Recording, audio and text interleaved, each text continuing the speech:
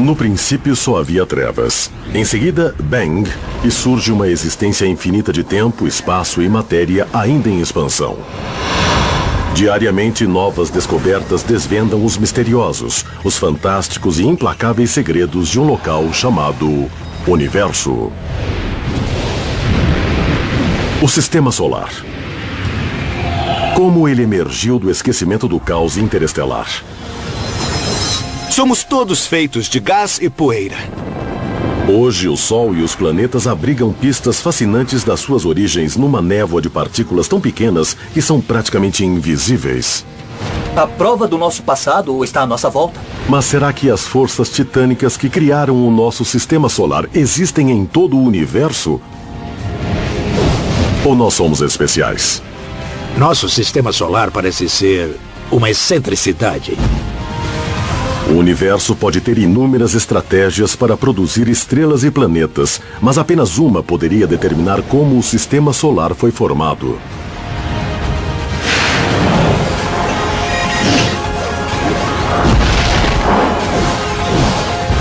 O universo, a formação do sistema solar.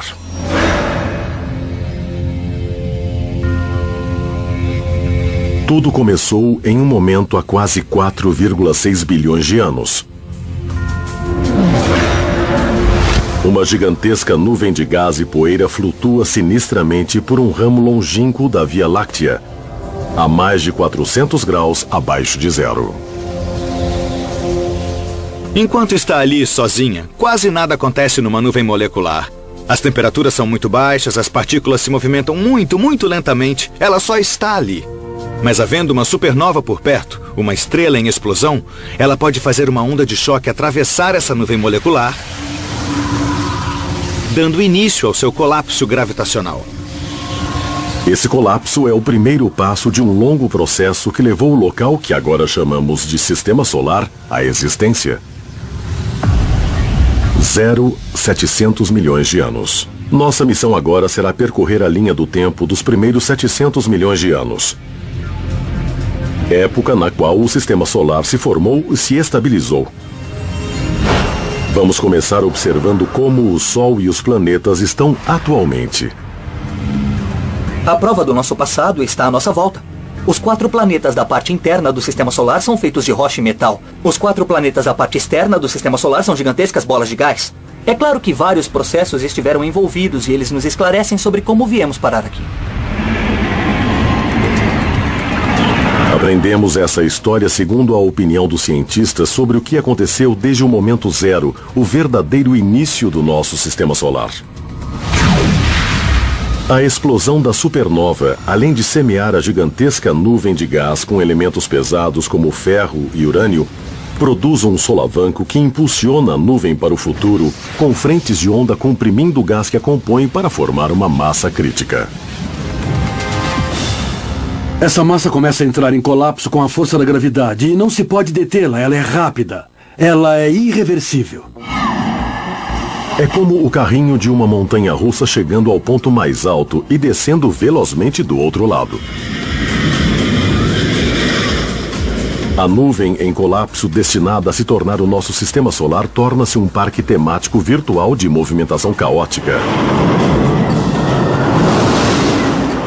Um parque de diversões como Knott's Berry Farm é um ótimo lugar para vivenciar o tipo de movimentação que ocorreu nos primórdios do sistema solar. Há gravidade, há colisões, momentum, forças, e todas essas interações ocorridas no início do sistema solar podem ser vistas aqui nesses vários tipos de brinquedos. Essas interações se intensificam na nuvem que rapidamente se desmancha, onde gás e poeira contraem-se em densos bolsões. Cada um deles será o viveiro de uma estrela. Quando a gigantesca nuvem molecular começou a entrar em colapso, uma porção de outras protoestrelas e uma porção de outros sistemas solares foram formados ao mesmo tempo. Portanto, o nosso Sol, de fato, tem várias estrelas irmãs que se formaram quase que ao mesmo tempo que ele. Os primeiros estágios da criação do nosso sistema solar nada têm de excepcionais. Hoje testemunhamos a mesma coisa ocorrendo na constelação de Órion, onde uma gigantesca nuvem molecular se estende por centenas de anos-luz. Em alguns pontos, bolsões em colapso estão agora formando grupinhos de estrelas jovens que aquecem o gás das redondezas.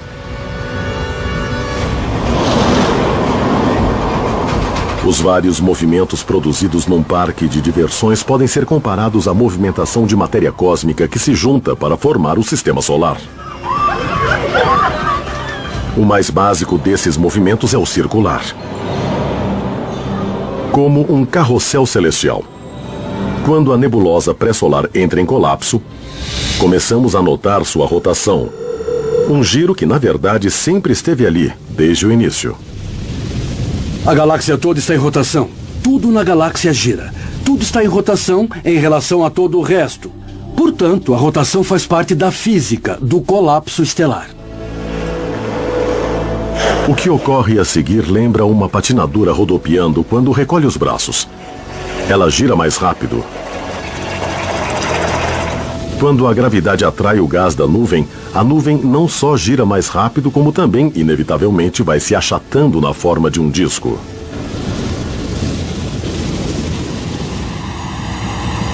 Podemos ver algo semelhante na Terra em locais como a fábrica de vidro de Joe Cariati, na Califórnia, onde a astrônoma Laura Denley observa o processo. Joe começa com uma bola de vidro incandescente. Bom, nós estamos pegando uma massa sólida, redonda, e estamos girando. Ela vai se achatando porque é muito mais fácil para esse vidro líquido se acomodar no mesmo eixo ao longo do eixo de rotação, em vez de lutar contra isso ou contra o impulso angular e vir mais para perto. É assim também no nosso sistema solar. Se existissem planetas se formando, todos estariam no mesmo plano. Esse disco lembra muito o nosso sistema solar. O formato é meio elíptico, não é circular. Pensamos que o nosso sistema solar é circular, mas você me disse que tinha a ver com a presença de mais massa só de um lado. Tem então razão. Talvez possamos fazer uma analogia com a formação de uma estrela binária, onde talvez haja massa extra de um lado, que também vai virar uma estrela, uma anã marrom, ou quem sabe um planeta gigantesco feito Júpiter. Dá muita vontade de pôr a mão, mas essa não é a ideia, Não, não né? faz isso não. A gente não pode fazer isso. 100 mil anos após o início, a nuvem que vai ser o nosso sistema solar já se desmanchou quase que totalmente. E seu centro brilha com o resplendor de uma protoestrela emergente. Chamamos de protoestrela as fases embrionárias da formação de uma estrela. É quando a estrela ainda está em colapso e a energia que ela está irradiando tem origem nesse colapso gravitacional. Ela se aquece mais porque está ficando menor e não está fazendo as reações nucleares, como seria característico na fase principal do processo de ser uma estrela. A protoestrela emergente começa a devorar o disco de gás e poeira que a compõe, a chamada nebulosa solar. Grande parte vai parar no Sol. E o que sobra, para dar origem a planetas, luas, asteroides e até a nossos próprios corpos, é tão pouco que parece uma reflexão tardia do cosmos. Nós vivemos num planeta. Portanto, tudo que entrou na composição dele é muito importante para nós. Mas isso é apenas uma pequenina parte do grande todo. Este estacionamento é um bom modo de mostrar essa pequenez. Quando você olha para o sistema solar hoje, o Sol é 99,85% da massa total. Então, se compararmos com os 500 carros deste estacionamento, o meu carro equivale a tudo o que sobrou para todos os planetas, asteroides e luas. E quanto à Terra em si, bom, podemos compará-la com este step. Nada mais que isso. Na marca de 1 milhão de anos após o momento zero, o método do sistema solar selecionar o material de construção dos planetas fica claro. Eles são separados pelas diferentes temperaturas do disco. Próximo ao protossol, temperaturas acima de 2.000 graus transformam tudo em vapor. Mas a cerca de 8.000 quilômetros dali está a linha de rocha, onde o frio é suficiente para metais e minerais se solidificarem. Mais distante ainda está a linha de neve, onde a temperatura chega a 375 graus abaixo de zero, o suficiente para água, metano e amônia se transformarem em gelo.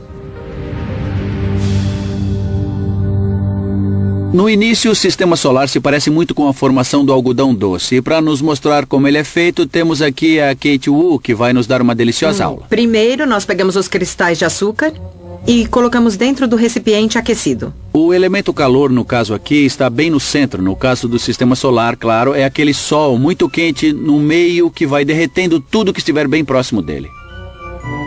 E à medida que esse sol esquenta, ele começa a derreter o que estiver por perto. Aí está. Trata-se da nebulosa solar que vemos aqui ao redor. Aqui no centro não podemos ver nada. Na parte interna está tudo derretido. À medida que se aproxima da parte externa e mais fria, a nebulosa solar começa a se condensar. E você pode ver que já começa a se solidificar aqui na parte mais externa do sistema solar, onde é frio. Temos então uma fileira de substâncias gasosas na parte interna, e o que é sólido está mais para fora. Esta também é uma ótima analogia para explicar como são os primeiros protoplanetas. Eles começam a virar um aglomerado de elementos e vão se juntando, assim como acontece com o algodão doce. E coisas cada vez maiores vão saindo dessas minúsculas partículas de açúcar em forma de cristais no algodão doce. Obrigado. Não por isso. O sistema solar é delicioso. As partículas que se juntaram são microscópicas a esta altura, bem menores que os cristais derretidos de açúcar. Assim como o algodão doce ilustra como esses sólidos vão se acrescentando no sistema solar, um outro brinquedo do parque de diversões mostra o que faz com que eles cresçam. Os carrinhos bate-bate não seriam divertidos sem as colisões. E no sistema solar, sem as colisões, não haveria crescimento nem acreção. As colisões por causa da acreção ocorridas nos primórdios do sistema solar são do tipo que permite que objetos se acumulem por meio de vários tipos de processos, essencialmente friccionais, onde há elementos se agregando uns aos outros devido apenas à interação mecânica. Na parte interna do sistema solar, o processo é longo, quando minúsculas bolas de poeira cósmica vão se juntando lentamente apenas por meio de colisões aleatórias durante suas órbitas ao redor do protossol. Porém, na parte externa do sistema solar, a história é dramaticamente diferente. Os gigantescos planetas estão prestes a explodir para a vida num piscar de olhos.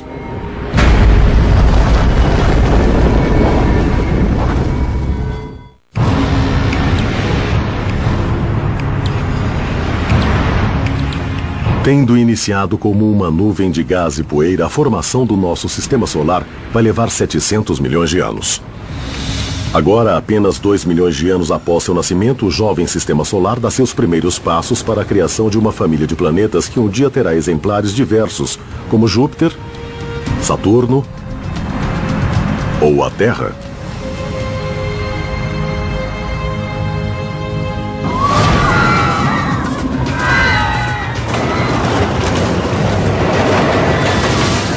A essa altura, entretanto, não passam de blocos de matéria prosseguindo na sua montanha-russa em meio à turbulência da nebulosa solar.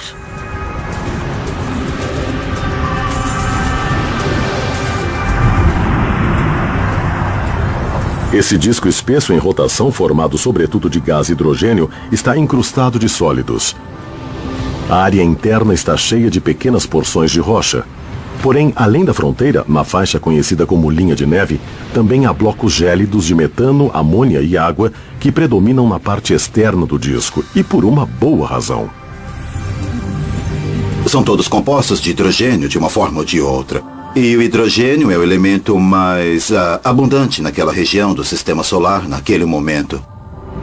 Esse hidrogênio abundante está em combinação com elementos tais como oxigênio para formar a água, o carbono para formar o metano ou o nitrogênio para formar a amônia. E produzir todos esses compostos que são então excluídos.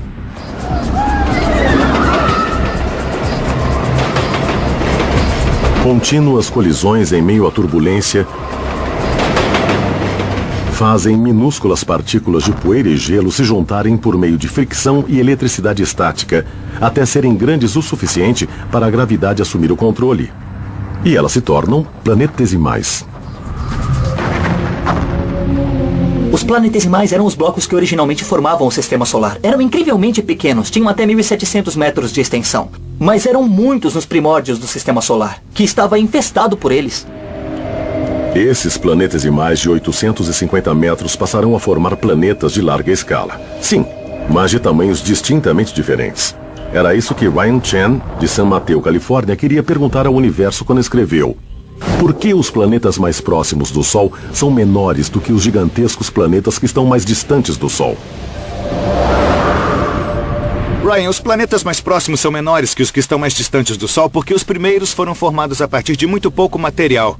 Eram só metais, rochas, coisas desse tipo. Os planetas mais distantes, após formarem um núcleo similar ao da Terra, conseguiram atrair blocos congelados de água, amônia, metano e dióxido de carbono. Isso fez com que ficassem maiores, e aí, por ação gravitacional, eles atraíram gases, tornando-se muito, muito maiores. Pergunte ao universo.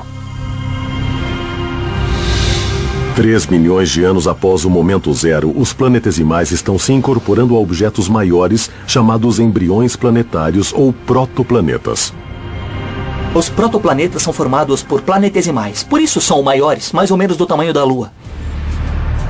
Além da linha de neve, onde o gelo é quase predominante, essa quadrilha fervilhante de protoplanetas colide e se funde num frenesi de formação planetária. Dentro de apenas 3 milhões de anos, essas colisões dão origem a um jovem planeta congelado destinado a se tornar o monstro do Sistema Solar. É o jovem Júpiter. Antes de se tornar um gigantesco planeta, Júpiter era como uma super-terra, com 10 ou 15 vezes a massa da Terra. Quando jovem, Júpiter é feito de rocha e gelo e continua a crescer. Em certo momento crucial, um último protoplaneta se choca contra a sua superfície.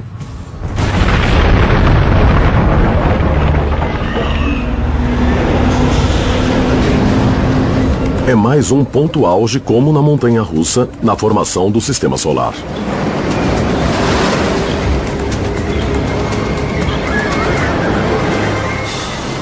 Essa massa agregada manda Júpiter para fora do circuito para se tornar um provocador gravitacional.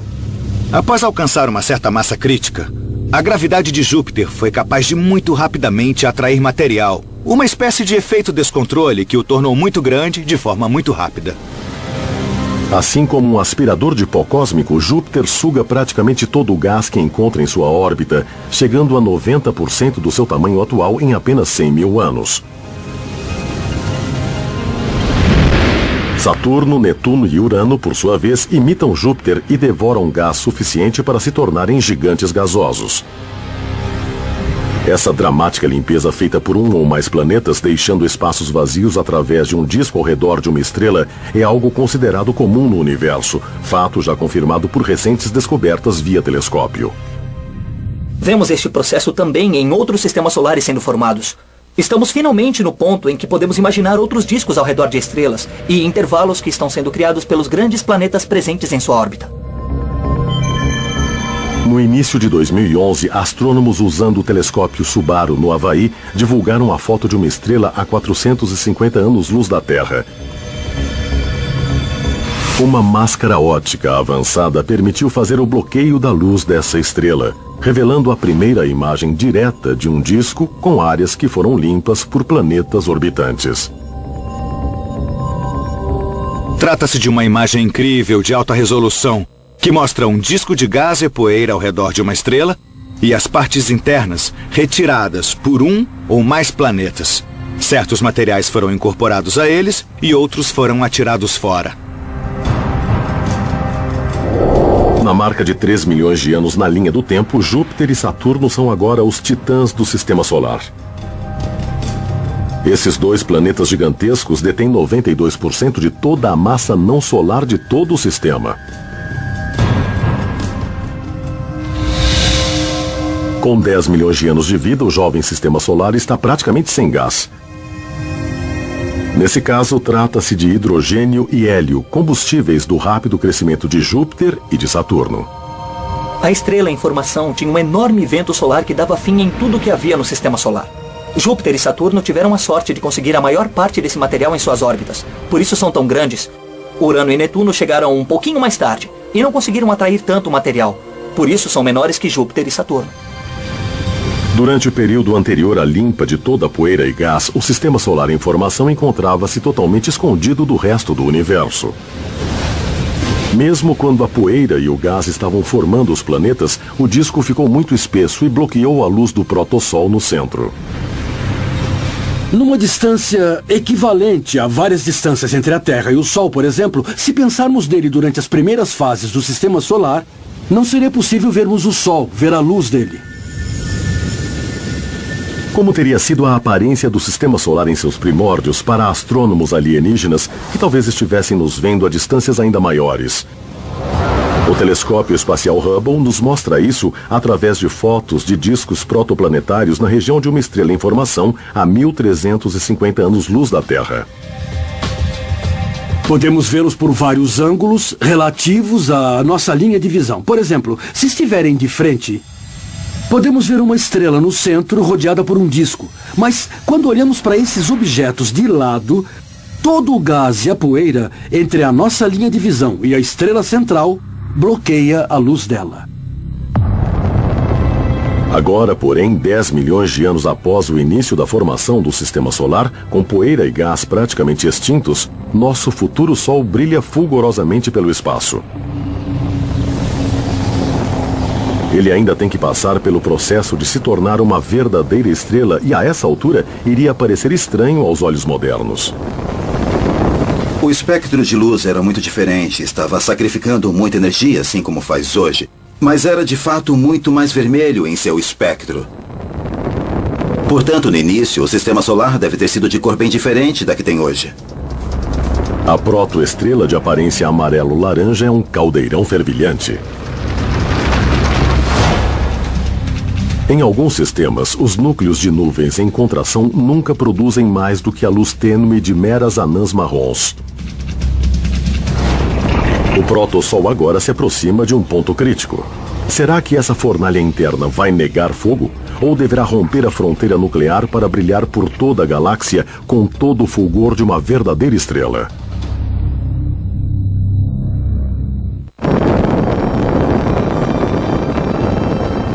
Estamos agora no ponto mais crítico da formação do nosso Sistema Solar. Com 50 milhões de anos, o protossol e seus planetas em formação mal têm 1% da idade que tem agora. Em muitos sistemas, a estrela central não tem massa suficiente para inflamar-se completamente. Mas nosso futuro Sol está prestes a romper com esse destino. Ele chegou ao limite crítico de calor e pressão. Momento em que a fusão nuclear pode se iniciar em seu núcleo. Utilizando a mesma incrível energia que potencializa a bomba H, nosso Sol passa a existir como uma estrela recém-nascida e totalmente formada. Depois de 50 milhões de anos de vida do Sistema Solar, desde que iniciou sua formação, o Sol entra numa fase diferente, queimando hidrogênio, fazendo uma verdadeira fusão nuclear. Nesse ponto, o Sol se torna o que hoje pensamos ser uma estrela totalmente desenvolvida. A fusão nuclear vai levar o Sol para o futuro distante. Ele vai queimar tempo suficiente para dar apoio à evolução da vida na Terra, brilhando sem cessar por cerca de 10 bilhões de anos. Ao contrário do Sol recém-nuclear, o resto do Sistema Solar está longe da maturidade. 40 milhões de anos antes, os gigantes de gás congelado fora da linha de neve pararam de crescer e alcançaram uma estabilidade gélida. Porém, na parte interna e quente do Sistema Solar, onde o gás é raro, mas as rochas são abundantes, ainda reina o caos. Quando o Sol se torna uma estrela totalmente desenvolvida, os planetas da parte interna do Sistema Solar ainda estão tentando crescer. Há pequeninos protoplanetas que continuam em construção, colidindo, ficando cada vez maiores, vindo a se tornar aqueles 4 enormes planetas da parte interna do Sistema Solar. Porém, dentro da órbita de Júpiter há uma região estreita onde os planetesimais menores predominam e os protoplanetas são raros. Trata-se do cinturão de asteroides onde Júpiter agita as coisas para evitar a formação de qualquer planeta. Júpiter é o maior dos planetas e sua influência gravitacional é a maior do Sistema Solar. Houve um momento no início do Sistema Solar em que Júpiter atravessava o que chamamos de cinturão de asteroides, incrementando a velocidade dos planetesimais, fazendo com que colidissem e ficassem totalmente em pedaços. Vamos tentar fazer uma ideia do que é uma colisão destrutiva dentro de um cinturão de asteroides. Só que não podemos usar rochas de verdade porque são duras demais e as velocidades baixas demais. Então vamos usar essas rochas de material super leve que foram feitas para nós por Ryan Johnson, um craque em efeitos especiais. Ryan, pode nos falar sobre esses asteroides especialmente leves? Claro. Esses objetos aqui, desenvolvidos por nós, são de um tipo de isopor usado para fazer rocha de mentirinha nos filmes e coisas do tipo.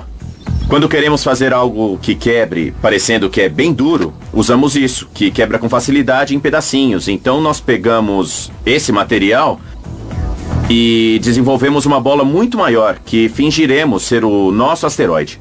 Temos 2 deles. Vamos jogar um contra o outro com força e tomara que simulem a colisão de um asteroide. E que velocidade você acha necessário para provocar a colisão? Bom, a gente precisa jogar um em cima do outro de uma altura razoável. Mais ou menos como essa altura aqui.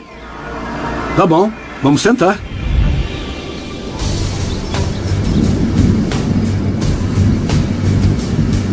Pronto, pode soltar. A distância da queda é cerca de 5,5 metros.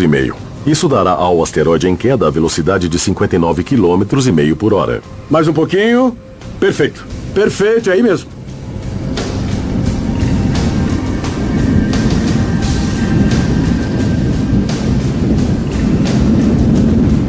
Legal, Ryan, pode jogar.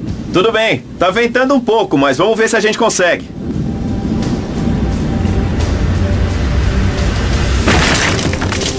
Nossa! Muito bom! Foi excelente! Sim!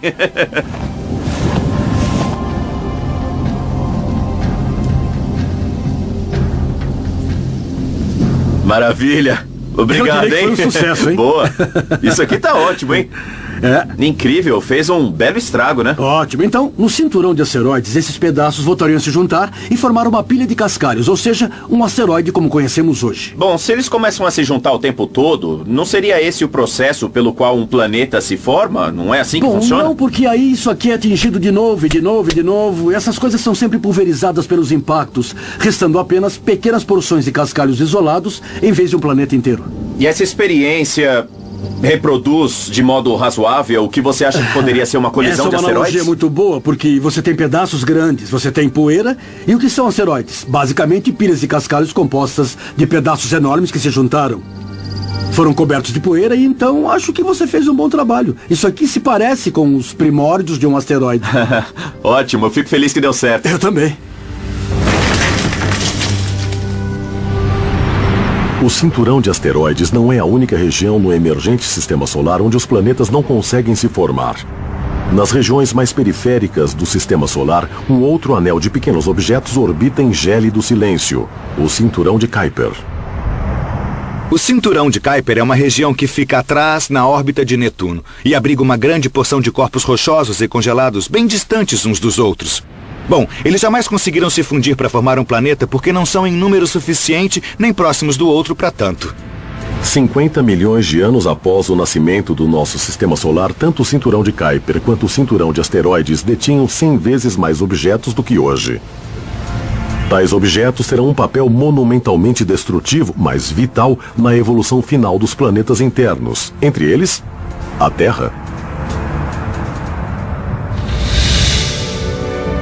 Os planetas internos levam 10 vezes mais tempo para se formar do que os planetas gigantes localizados fora da linha de neve. Após 75 milhões de anos, o processo está quase terminado. A cerca de 150 mil quilômetros do protossol, nossa quase Terra chegou ao tamanho de um planeta de órbita relativamente estável. Mas existe um perseguidor cósmico. Acreditava-se realmente que a Terra estava em sua fase inicial, acompanhada de um outro planeta, um protoplaneta chamado Theia, que estava, na verdade, numa órbita semelhante à da Terra, em essência, indo quase que pelo mesmo caminho. Por milhões de anos, esses planetas irmãos perseguem um ao outro ao redor do Sol num perigoso dueto. Mas um choque está por vir e trará enormes consequências para o destino da Terra.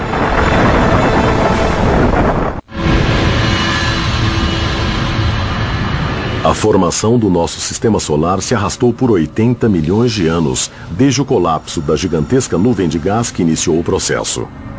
Os planetas internos já tomaram forma. Mas agora, a Terra, que um dia abrigará a vida, enfrenta a possibilidade de uma morte prematura e cataclísmica. Por milhões de anos, a Terra foi perseguida pelo protoplaneta Theia. Esses dois corpos viajavam essencialmente na mesma órbita, gradualmente se aproximando cada vez mais. E agora, para a Terra e para a Theia, o choque é iminente.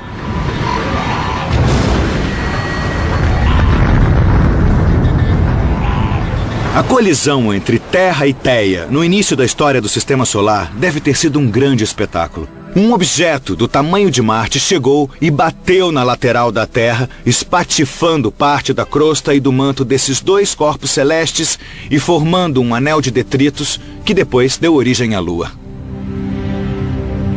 Tendo sobrevivido ao cataclismo e ganhado uma lua, a Terra se estabelece como um dos planetas estáveis na parte interna do Sistema Solar. O drama agora se volta para os gigantes gasosos, planetas externos, cujas órbitas em vias de mudança ameaçam dilacerar o Sistema Solar. Após 500 milhões de anos, todos os planetas do Sistema Solar estão formados. Porém, cercados por detritos no disco planetário, eles continuam em frente. Enquanto ondas de densidade são formadas no disco, os planetas estão quase que surfando nas ondas de material desse mesmo disco. Não tem como saber o que acontece com os planetas desde sua formação até o momento em que são vistos por nós. Nos primórdios do Sistema Solar, os 3 planetas mais distantes do Sol, como grupo, estavam mais próximos do Sol do que nos dias de hoje. E a órbita original de Netuno era mais interna do que a órbita de Urano, o inverso da posição atual. Além disso, tanto o cinturão de asteroides quanto o cinturão de Kuiper têm 100 vezes mais material do que atualmente. Os pequenos corpos presentes nos 2 cinturões são constantemente deslocados pelos planetas gigantes e sua intensa gravidade. Como são gigantescos, os grandes planetas reagem sempre que empurram um planetesimal para outro lugar. As reações podem ser pequenas, mas mesmo assim fazem com que as órbitas dos planetas gigantes migrem para novas posições. Antigamente, os planetas externos se deslocavam bastante. Eles migravam. Bom, Saturno, Urano e Netuno enviavam planetesimais na direção do Sol. Ou seja, sempre tinham que se deslocar para fora. Júpiter, porém, arremessava os planetesimais a enormes distâncias, chegando até a expulsá-los do Sistema Solar. Ou seja, Júpiter teve que se deslocar mais para dentro do disco. O que determina esse deslocamento para dentro e para fora? Ele resulta de uma lei da física, segundo a qual a energia nunca é perdida. Quando um planeta ejeta um planetesimal, é preciso que ele se desloque para dentro um pouquinho. Trata-se de mera conservação de energia.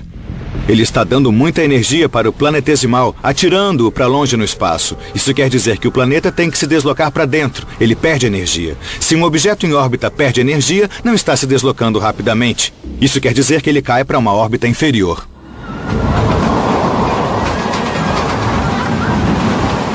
Novamente, o parque de diversões ilustra as forças em ação.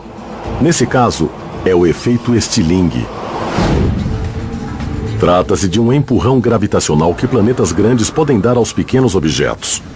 Nos anos 70, os cientistas exploraram isso para acelerar a espaçonave Voyager, que ia de planeta em planeta na parte externa do Sistema Solar. Aqui na Terra, podemos pensar no Stirling como o carrinho da montanha-russa saindo fora dos trilhos. A montanha-russa bumerangue que temos aqui é um belo exemplo dos processos que estão envolvidos no efeito Stirling. Esta gravidade que faz isto funcionar aqui na Terra está usando a gravidade da Terra. Ela atrai o carrinho para baixo, puxa para baixo na descida e depois o carrinho segue novamente pela subida por causa do impulso que ganhou quando foi declive abaixo. E se fôssemos agregar Júpiter ao sistema? Agora a gravidade de Júpiter ainda vai puxar o objeto para dentro.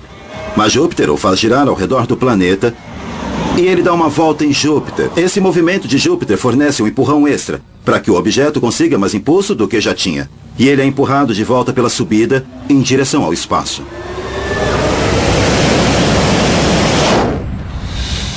Milhões de pequenos empurrões gravitacionais fizeram alterações sutis nas órbitas planetárias por mais de 500 bilhão de anos.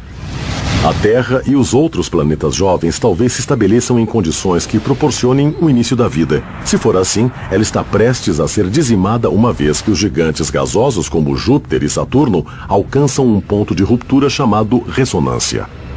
Quando Júpiter e Saturno atingem o ponto de ressonância, ocorre uma catástrofe. O sistema solar se desmantela em 1 milhão de anos, ou seja, um período curtíssimo se comparado à idade do sistema solar.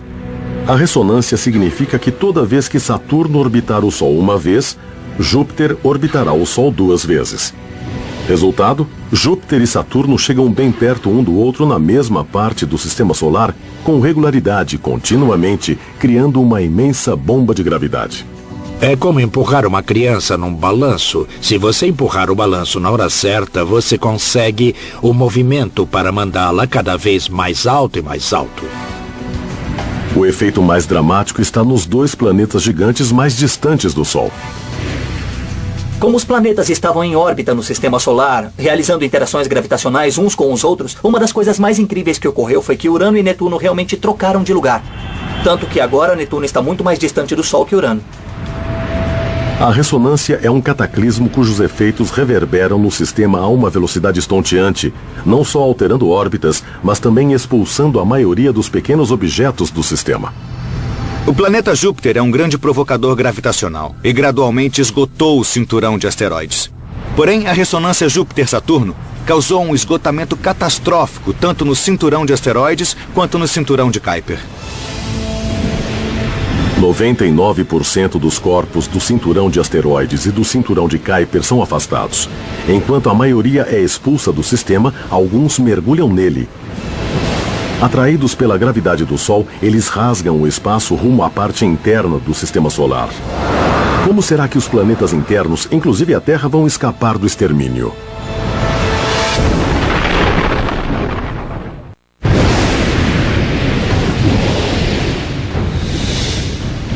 A formação do nosso sistema solar alcança um violento clímax 700 milhões de anos depois que a nebulosa pré-solar começou a entrar em colapso. E a Terra está na linha de fogo.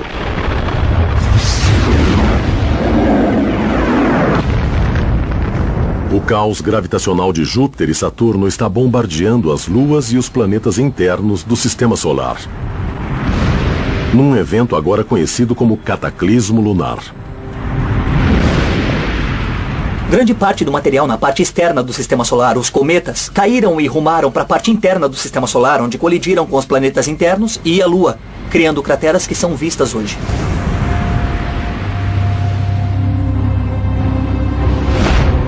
Para alguns pesquisadores, as colisões podem ter esterilizado a Terra repetidamente.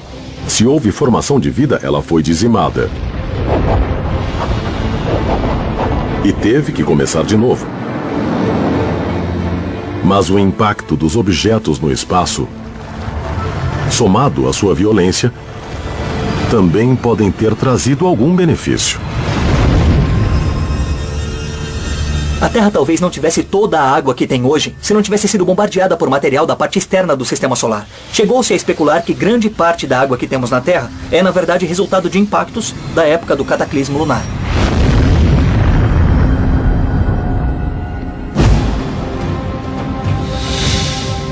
Hoje, 4,6 bilhões de anos após o nascimento do sistema solar, o contínuo, embora remoto, perigo de uma grande colisão com um asteroide significa que a história não acabou. O mais importante é que há centenas de minúsculos asteroides atingindo o planeta na forma de meteoritos. Estudá-los nos dirá se a formação do sistema solar realmente ocorreu quando e do jeito que pensamos. Tenho aqui uma amostra do meteorito de Allende. O meteorito de Allende é um fragmento de rocha que caiu no México, perto do vilarejo de Allende, em 1969. Um dos componentes do meteorito são essas inclusões ricas em cálcio e alumínio, esses objetos brancos que você vê na superfície. Esses são os materiais mais antigos conhecidos do sistema solar. E sabemos disso pela datação por isótopos radiogênicos. Neste laboratório de alta tecnologia da UCLA, o especialista em cosmoquímica Ed Young e seus colegas examinam com cuidado minúsculas amostras de meteoritos antigos. Há um grande fragmento branco no meio que nós queremos retirar. Os lasers de precisão do laboratório miram nos fragmentos, produzindo orifícios da largura de um fio de cabelo humano. Uma análise sofisticada mede os elementos radioativos que servem como relógios atômicos. No início de 2011, os especialistas em cosmoquímica de um laboratório semelhante, na Universidade do Estado do Arizona, dataram parte de um meteorito norte-africano como tendo incríveis e exatos 4,5682 bilhões de anos de idade, o material mais antigo jamais encontrado na Terra, mais até que o próprio planeta. Em agosto de 2011, a sonda espacial Dawn chegou ao cinturão de asteroides, fonte da maior parte dos meteoritos. Fotos em close de Vesta, o segundo maior asteroide, abrem uma nova época de informações sobre a história do Sistema Solar. Uma das coisas mais incríveis sobre a missão Dawn é que vamos dar nossa primeira espiadela em algo que era essencialmente um mini planeta formado nos primórdios do Sistema Solar. Desde seu nascimento na fase inicial da história do Sistema Solar, Vesta tem sido poupado por ações climáticas e por muitas forças geológicas que alteraram os planetas ao longo do tempo. Como alguns dos maiores planetas, ele tem vulcões e tem um núcleo, mas ao contrário desses planetas maiores, pouca coisa ocorreu com ele nos últimos 4,5 bilhões de anos. Então, nós essencialmente vamos poder examinar essa parte mais antiga da história do Sistema Solar.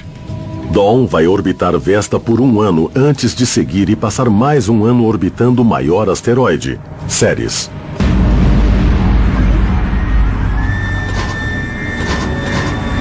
Enquanto isso, a sonda Juno, da NASA, acaba de iniciar sua jornada até Júpiter.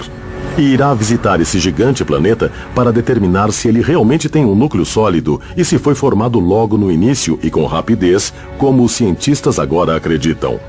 Mais cruciais ainda são outras estrelas com seus próprios sistemas solares, cuja formação joga uma luz fundamental sobre o nosso. A razão mais importante para entender como o Sistema Solar foi formado era descobrir se somos ou não normais. Quando você observa outros sistemas solares sendo formados com os nossos telescópios, por exemplo em Órion e outros lugares, queremos responder à pergunta: quão normal é esse sistema solar? Lançada em 2009, a missão Kepler prossegue a todo vapor e já identificou 1.200 possíveis planetas ao redor de outras estrelas. Alguns sistemas têm planetas do tamanho de Júpiter, próximos de seu Sol ou em órbitas assimétricas. Outros têm apenas pequenos planetas se aglomerando na zona aquecida de suas estrelas. 952, sistema candidato de Kepler, o Sistema Solar. Nosso Sistema Solar, entretanto, tem seus planetas em órbitas quase circulares, espalhados num arranjo estável que parece quase que perfeito demais. Uma das grandes surpresas da última década, quando começamos a descobrir outros sistemas planetários, foi o fato de que nosso Sistema Solar parece ser uma excentricidade, sobretudo porque é demasiadamente irregular. Será que o Sistema Solar é formado por processos que podemos observar ainda em andamento? Ou será que somos especiais? Ou seja, será que nossa vida é ou não especial? Essa pergunta talvez seja a mais importante de todas, já que a história de vida do Sol e de seus planetas essencialmente se torna a história de vida da própria vida, da humanidade na Terra, do nosso único lar, estando sozinhos ou em meio a muitos outros no universo.